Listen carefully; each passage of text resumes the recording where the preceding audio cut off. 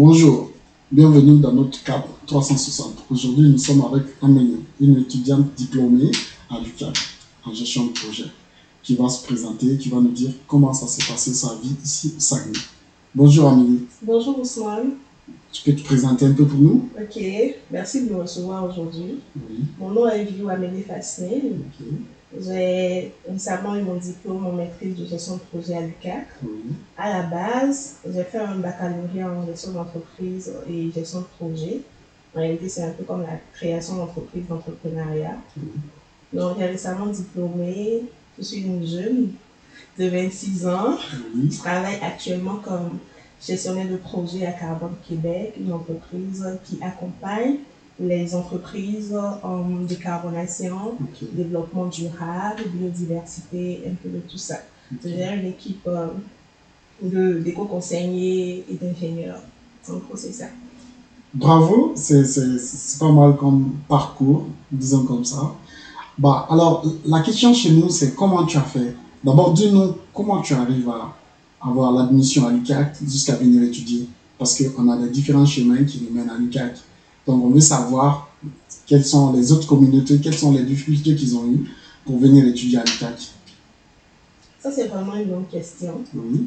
Je dis une longue question parce que ma réponse peut être très longue. Allez-y. Dans le sens où, en réalité, ma première admission ici au Canada, c'était à l'UQO.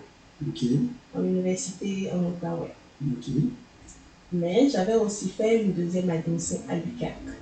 Sauf que j'avais eu la première admission de l'UQO avant celle de l'UQAC. Donc j'avais commencé ma procédure d'immigration avec celui de l'UQO. Ok. Mais à l'approche de mon voyage, l'UQO m'avait comme reporté l'admission à 1 an plus tard. Ok. Et ça ne m'arrangeait pas vraiment beaucoup.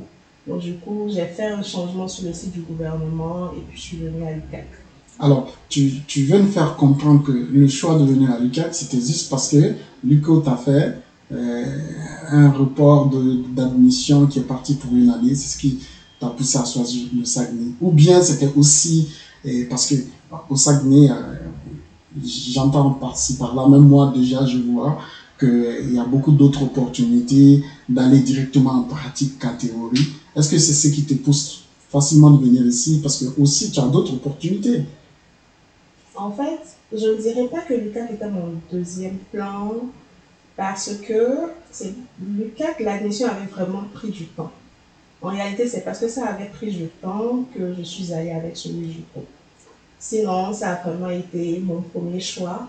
D'abord en raison du fait que j'avais des cousins qui étaient ici, de la famille, dans le sens où ça allait vraiment me faciliter l'intégration. Et à la base, je suis une personne qui n'aime pas rester dans un endroit où il y a beaucoup trop d'affluence. Les grandes villes ne sont pas vraiment faites pour moi. Donc, tout ce que je ne savais pas, c'était qu'ici, à Chicoutimi, il y avait beaucoup de montagnes russes au niveau des voies, où il y a des montées, des descentes, où il est vraiment très difficile à vivre. Mais j'ai appris à m'adapter. Et d'ailleurs, aujourd'hui, tu es en pratique. Disons aussi que ce qu'on dit, qu'au Saguenay, on est beaucoup plus dans la pratique que la théorie. Ça t'a beaucoup aidé? Oui, c'est vrai que Saguenay, c'est quand même assez calme. Et j'arrive à m'intégrer à la fois au boulot, parce que j'ai une très bonne équipe, on s'entend vraiment super bien. Je travaille avec des personnes qui sont natives d'ici, de la même façon qu'il y a aussi des internationaux.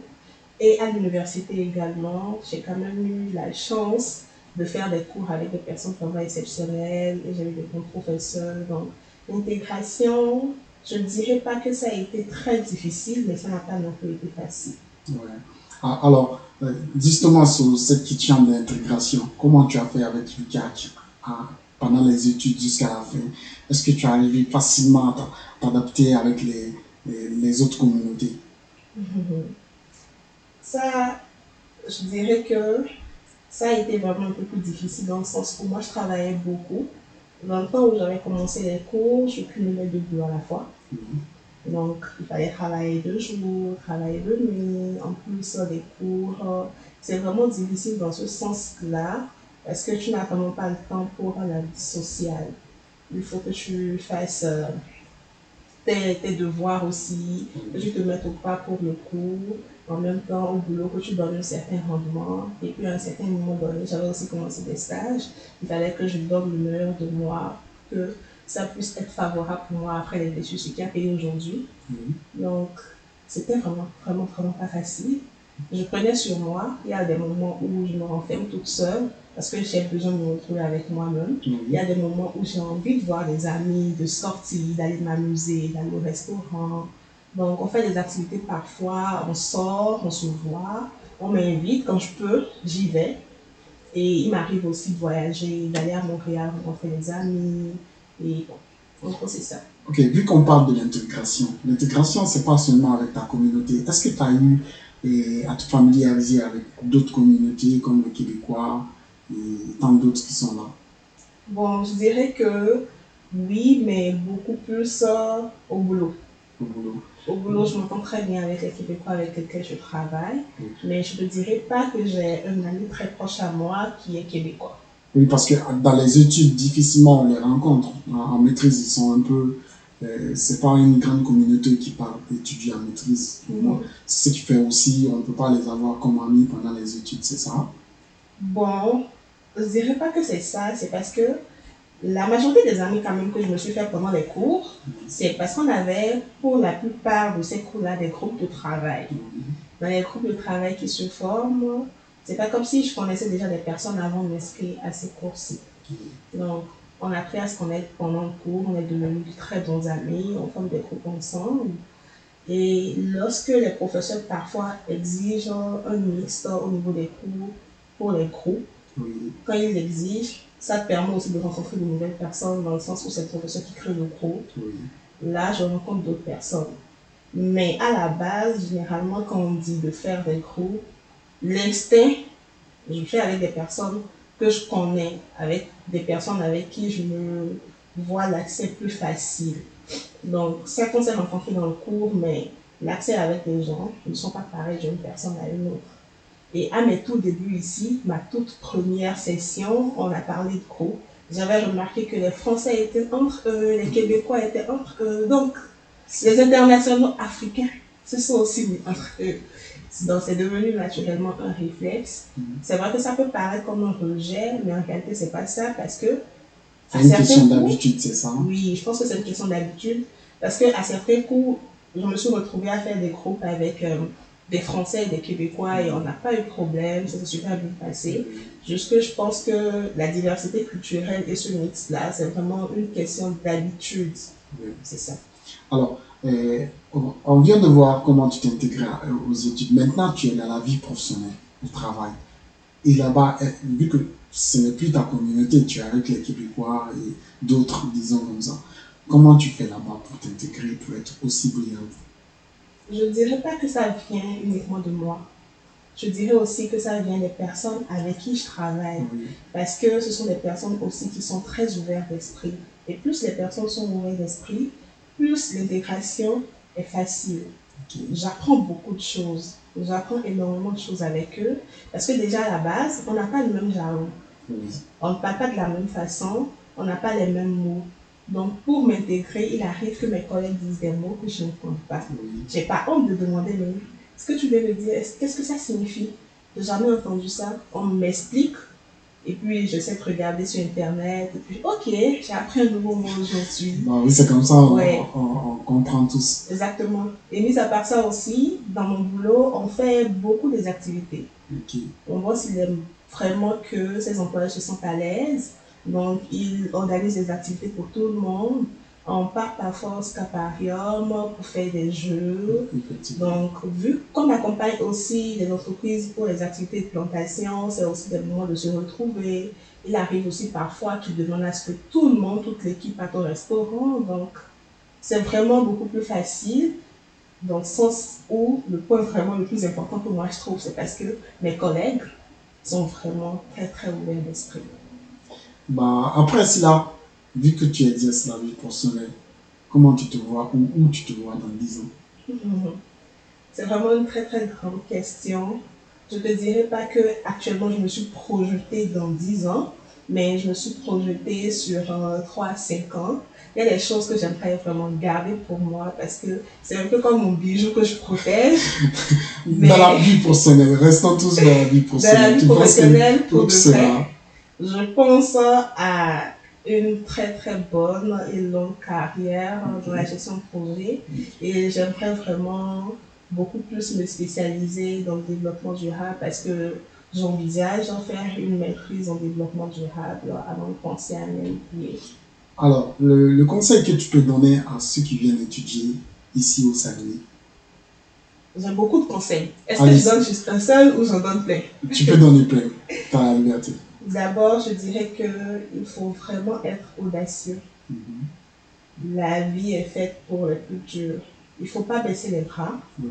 Parce que si je prends mon exemple, quand je disais avant que j'allais faire un stage pendant mes cours, les personnes autour de moi m'ont dit bah, si tu fais un stage, tu vas payer beaucoup plus cher que la scolarité de base, excuse-moi, que la scolarité de base. Mais ce n'est pas ce que j'ai vécu. Okay. C'est vrai que pour mon premier stage, j'ai comme payé 5 000 dollars pratiquement, mais eux, ils me parlaient de 10 000, 15 000. Donc, il faut vraiment aller à la recherche de l'information auprès des bonnes personnes, ne pas juste écouter les gens dire et avoir beaucoup d'audace en toute chose. Si tu postules quelque part et qu'on te recale, essaie de comprendre le pourquoi et si tu peux t'améliorer, tu t'améliores. Il ne faut pas juste rester dans son coin et tout ça. Donc, vraiment aller à la recherche de la bonne information et aussi dans le développement des compétences, chercher à avoir des certifications en plus, comme peut-être l'ASP, en gestion de projet. Je ne peux pas être en gestion de projet parce que la majorité des entreprises ici sont en construction et autres, ne pas avoir une ASP construction par exemple. C'est vraiment des petits tips comme ça. Et aussi, prendre le temps pour soi-même. Okay. C'est vrai que le travail c'est bon, mais on a besoin aussi de se reposer.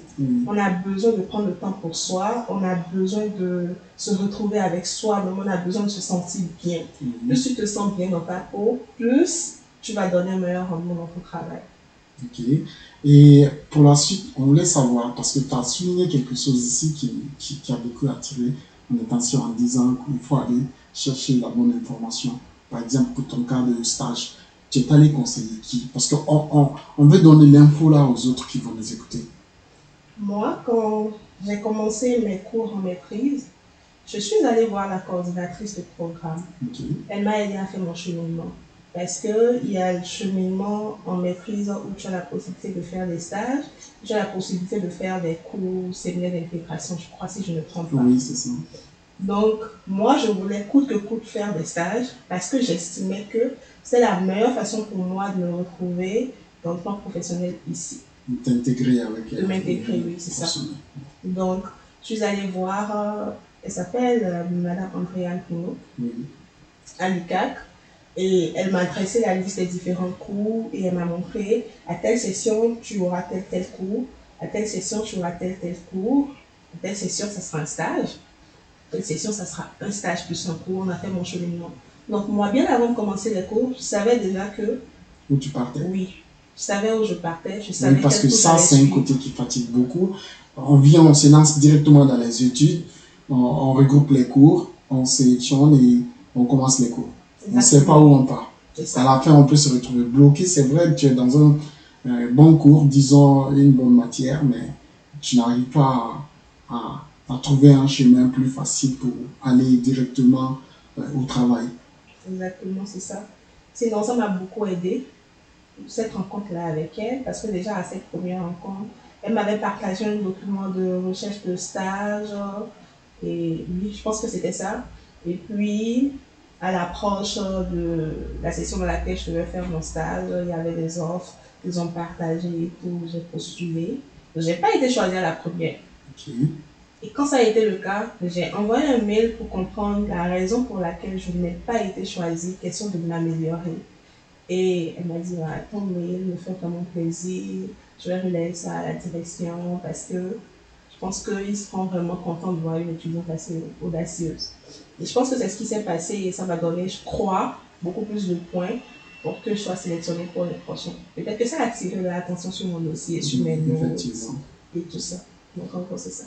Alors, et après ta vie professionnelle, un jour? Tu rêves de retourner dans ton pays ou tu rêves de continuer au Canada?